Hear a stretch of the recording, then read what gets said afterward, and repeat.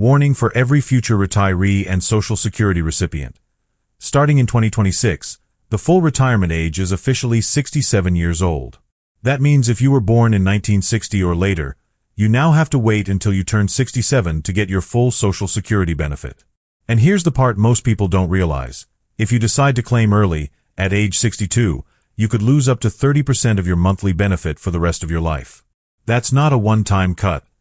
That's a permanent pay reduction. Imagine this.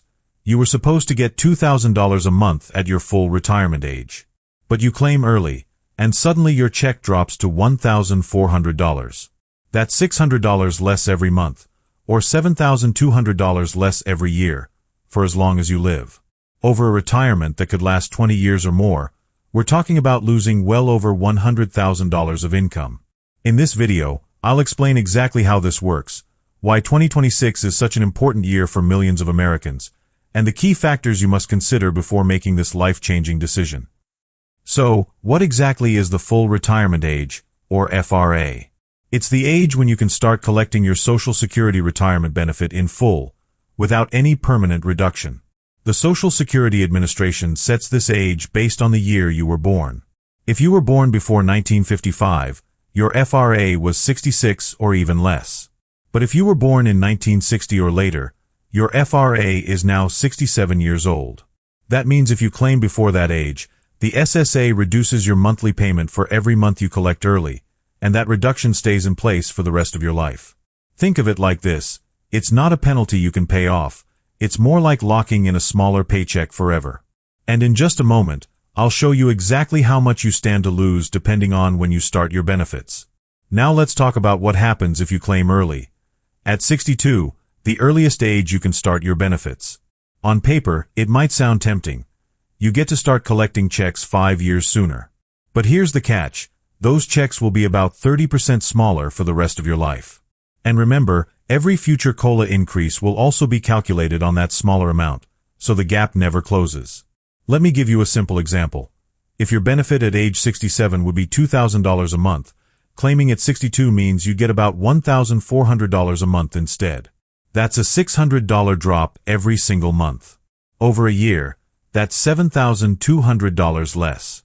And if you live 20 years in retirement, that adds up to $144,000 gone. Money that could have been in your pocket. For many retirees, that's the difference between being comfortable and constantly worrying about bills. In a moment, we'll look at why 2026 is such a critical year for people approaching retirement age, and how you can make the smartest choice for your situation. So, why is 2026 such a big deal when it comes to Social Security and your retirement decision? Well, 2026 is the year when everyone born in 1960 will officially reach their full retirement age of 67. That's millions of Americans hitting a major milestone all at once, and having to decide whether to take the full benefit or claim early and lock in a reduced amount. On top of that, there's talk in Washington about potentially raising the FRA even higher in the future, maybe to 68 or even 69, as a way to save the Social Security Trust Fund. If that happens, people who thought they were close to full benefits might have to wait longer or face even bigger reductions. That's why understanding your claiming options now is so important. A decision you make in 2026 could shape your financial security for the next 20 or even 30 years of your life. Let's put the numbers side by side so you can see exactly how your choice affects your monthly check. If your full retirement age is 67 and your benefit at that age would be $2,000 a month, here's what it looks like if you claim at different ages. Age 62, about $1,400 per month. That's 30% less, forever. Age 65, around $1,800 per month. You lose about 10%. Age 67, $2,000 per month. Your full benefit, no reduction. Age 70, about $2,480 per month. Thanks to delayed retirement credits, you get 8% more per year after 67. Now think about this. The difference between claiming at 62 and waiting until 70 is more than $1,000 extra every single month. Over the course of your retirement, that can add up to hundreds of thousands of dollars. Of course, not everyone can or should wait until 70. Your health, your financial situation, and your personal goals all play a part. But these numbers show why taking the time to plan your claiming age can pay off in a big way. Now, even though the numbers make a strong case for waiting, the truth is, this isn't a one-size-fits-all decision. Here are a few things you need to think about before choosing when to claim. Your health. If you have serious health concerns or a family history of shorter life expectancy, claiming earlier could make sense. It's better to receive benefits while you can fully use and enjoy them. Your finances. If Social Security is your only source of income and you need the money to pay basic bills, waiting might not be an option. Sometimes starting early is the only realistic choice. Other income sources. If you have savings, a pension, or part-time work, you might be able to wait longer to claim and let your benefit grow. Spousal benefits. Married couples need to coordinate claiming strategies, especially if one spouse earns more than the other. Sometimes delaying the higher earner's benefit can maximize total household income for decades. These personal factors matter just as much as the math, so the smartest move is to look at both before you decide.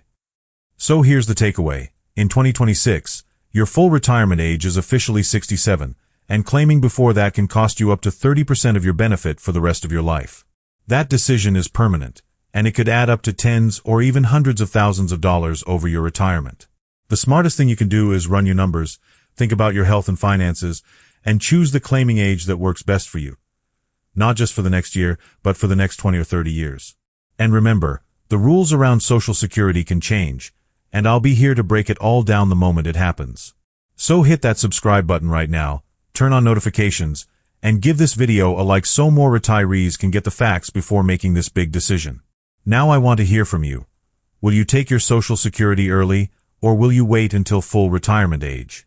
Drop your answer in the comments below. And if you want to learn another strategy that could put more money in your pocket every month, click on this video right here. I'll see you there.